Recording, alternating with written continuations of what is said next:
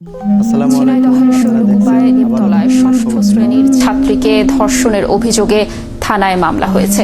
এ ঘটনার পর থেকে অভিযুক্ত ধর্ষক রিপন কাজী পলাতক রয়েছে।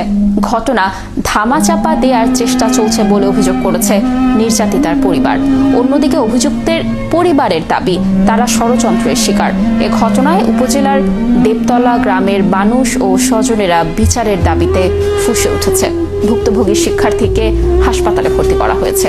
বিস্তারিত রাজীব হাসানের প্রতিবেদনে। ঝিনাইদহের শৈলকুপা উপজেলার দেবতলা গ্রাম ষষ্ঠ শ্রেণীতে পড়ুয়া কৃষক কন্যাকে নিজের বাসায় ডেকে নিয়ে যায় তার সহপাঠী। এ সময় সহপাঠীর চাচা রিপন কাজী ছিলেন বাড়িতে।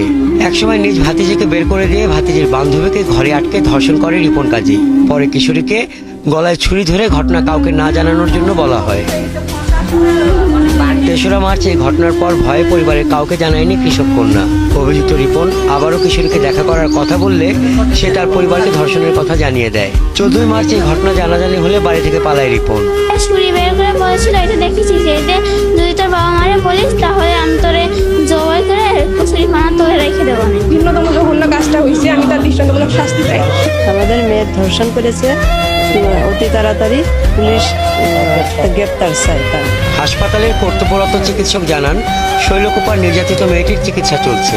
আর থানার ভারপ্রাপ্ত কর্মকর্তা জানান এই ব্যাপারে মামলা হয়েছে, রিপনকে গ্রেপ্তারের চেষ্টা চলছে।